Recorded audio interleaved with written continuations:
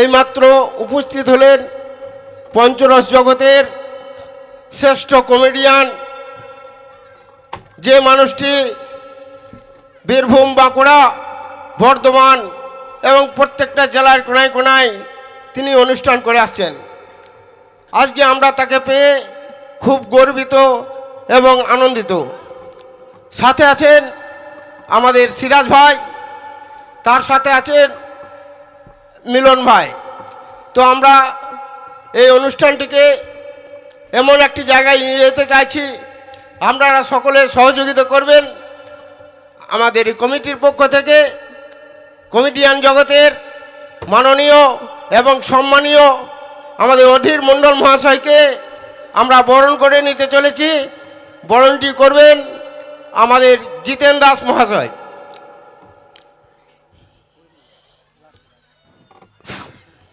সকলে একবার হাততালি মারবেন।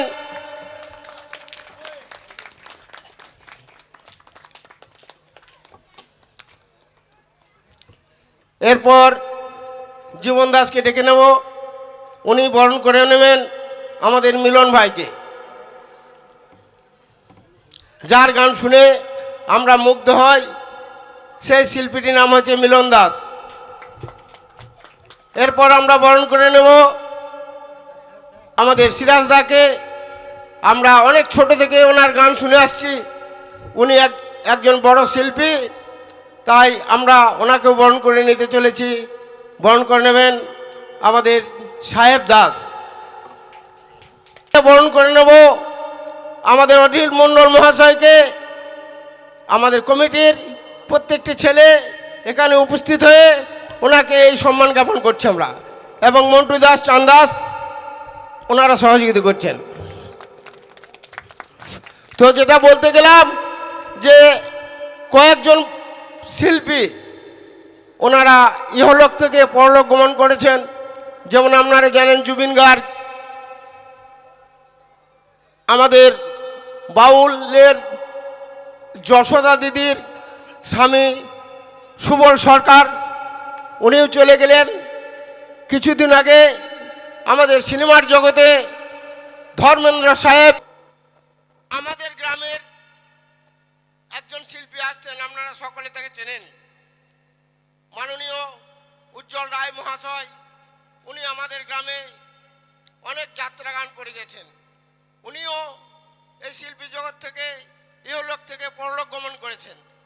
তো যাই হোক, আপনারা সকলে একবার যাক বসে দাঁড়িয়ে আমরা 1 মিনিট নীরবতা পালন করব সেই উজ্জ্বল দাদার জন্য।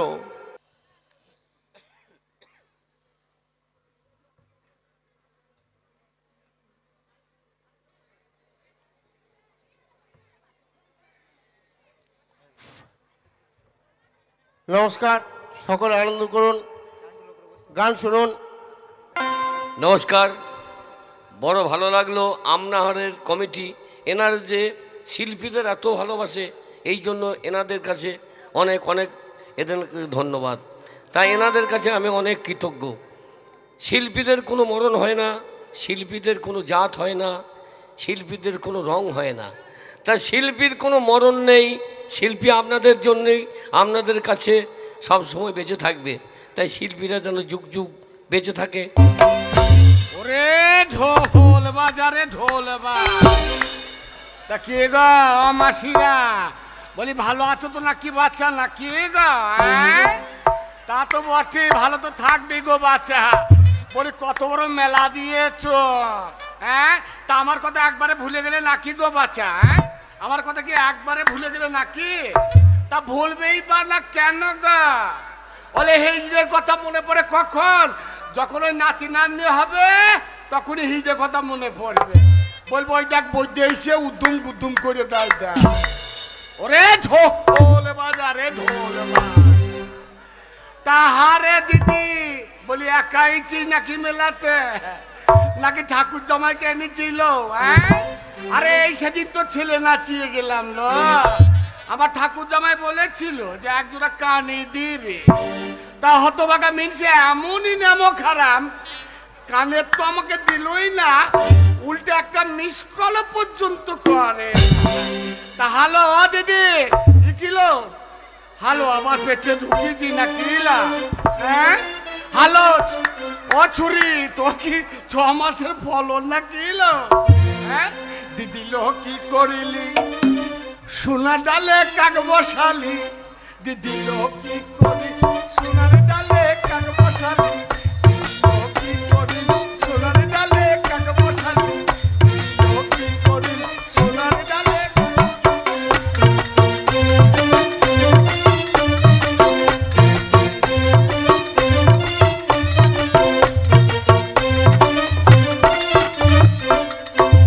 লালের বেটা ফল কি দেখছিস রে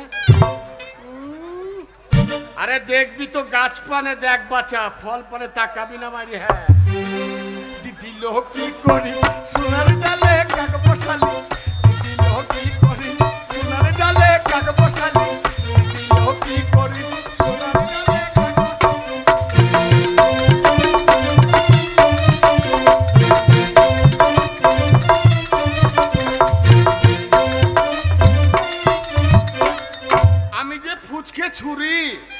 আমি যে ফুচকে ছুরি ফুলের কুড়ি আবার রাত দুপুর ওই বুড়ো ভাতারকে বাবা বলি দিদি লো কি করি সোনার ডালে কাক বসালি দিদি লো কি করি সোনার ডালে কাক বসালি দিদি লো কি করি সোনার ডালে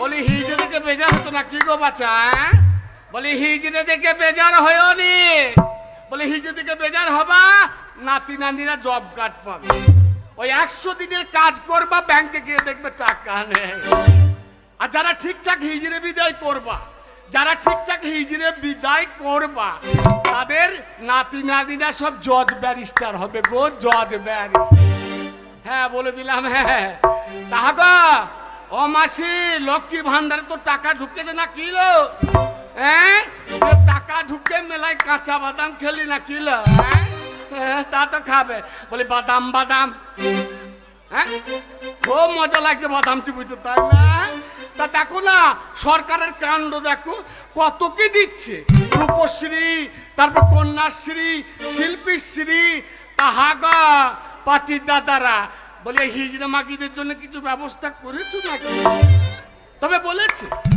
দাদারা বলেছে যে এবার দরজাতে সরকার এলেই ঝাপটে ধরবি বলতে তোদের ব্যবস্থা করে দেবে বলে দিয়েছে বাচ্চা তাহাগা মাসি আমার ডেরায় যেও বাচ্চা কি গো ও মেলাতে নেমন্তান্ন করনি বলে বলে রাগ হচ্ছে এমনি এমনি আসতাম না বাচ্চা ওই মুড়ের দোকান থেকে 5 কেজি জিলিপি ভেজিয়ে তবে তোমার বাড়ি আসতাম আর হেসে ডিম লিয়ে আসতাম বাচ্চা 5 গন্ডা এমনি এমনি আসে না তো আমার বাড়ি যেও কেন আমার ডেরায় যেও ছাগল কেটে খাওয়াবো গো ছাগল কেটে খাওয়াবো হ্যাঁ এমনি এমনি বলতাম না তারপর সরকারের কাণ্ড দেখো বলে কিনা একটা বেশি সন্তান নিও না বলে একটা বেশি দুটো হলে সরকারের কোনো সাহায্যই পাবে না তাহলে হিজড়া মাগিরা খাবে কি করে গো হ্যাঁ তেমনি আমরাও রেট বাড়িয়ে দিয়েছি বাচ্চা বলে দিয়েছি ছেলে হলে নেবো 10,000 আর মেয়ে যদি হয় আর 5,000 বাড়বে কেন ছেলে হচ্ছে এখন বাপেদের মায়েদের জ্বালা গো ছেলের বিয়ে দিতে পারছে না বেকার ছেলে আর এক একটা মেয়ে 4-5 বার বিয়ে হয়ে যাচ্ছে না কে গো বাচ্চা ঠিক বলছি না ভুল বলছি হ্যাঁ তামাশি গো গায়ে গায়ে ছেলে না চাই গায়ে গায়ে ছেলে না চাই আমরা হিজড়ের দল বলি আমাদের তো হয় না ছেলে নাই তো মজার ও দাদু কি নাই গো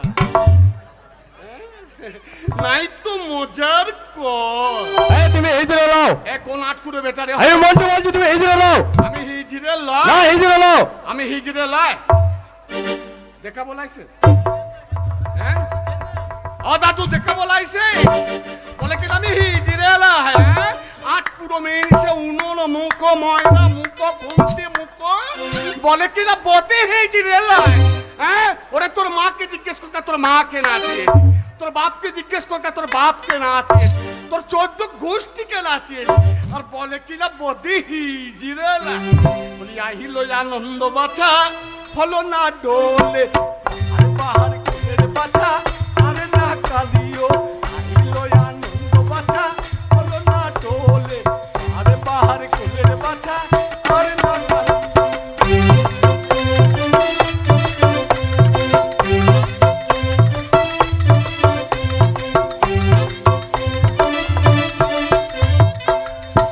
ও দাদু দেখলে হবে বাচ্চা, খরচা আছে বাচ্চা।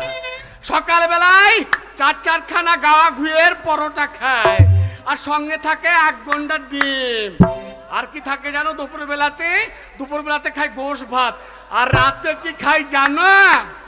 ওটা বলবো না বাচ্চা। আহিলো আনন্দ বাচ্চা হলো না ডোলে আরে বাহার কোলের বাচ্চা আরে না কাঁদিও আহিলো আনন্দ বাচ্চা হলো না ডোলে আরে বাহার কোলের বাচ্চা আরে না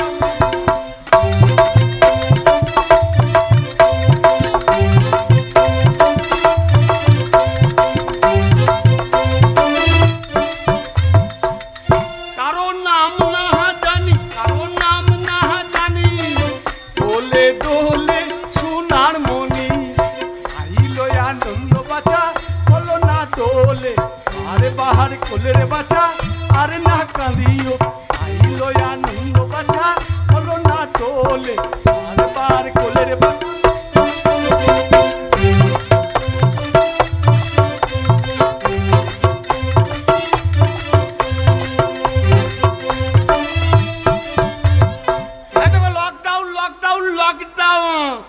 মাসে বলি লকডাউনে কি ছেলে হওয়া বন্ধ হয়েছে বাচ্চা?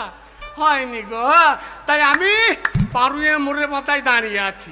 হ্যাঁ, আসবো কোথা? দেবগ্রাম। তাহার আমজাদা ওইসব সেবিক পুলিশগুলো কি করলো জানো? এত বড় ডান্ডা দিয়ে পাছায় মারলো আমার ভাই। আমি বললাম আরে 8 কুড়ো পুলিশ মাইলি কেন রে বাচ্চা?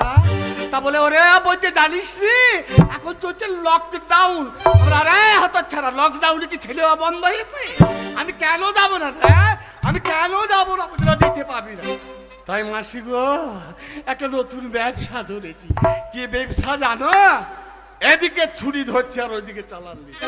তাই দেখি আজ আমার ড্রাইভার কাকে এনেছে রে। ওরে বাবাটা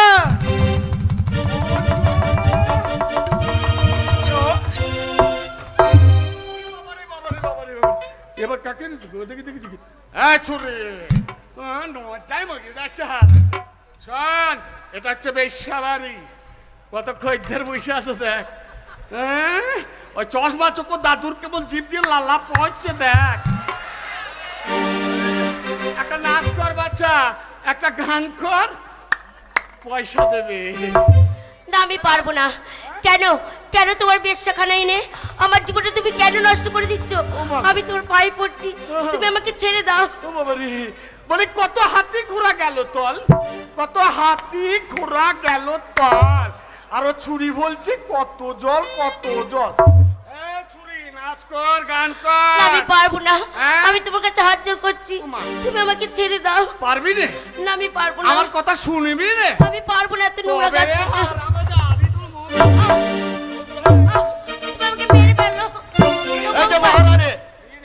এই ছোড়া বলে নাকি আমি ওকে ভালোবাসি, তাই আমি মারতে মারতে এই রাস্তা নিয়েছি। তাই?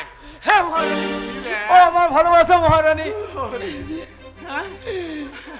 ওরে ঢোল বাজারে ঢোল বাজা।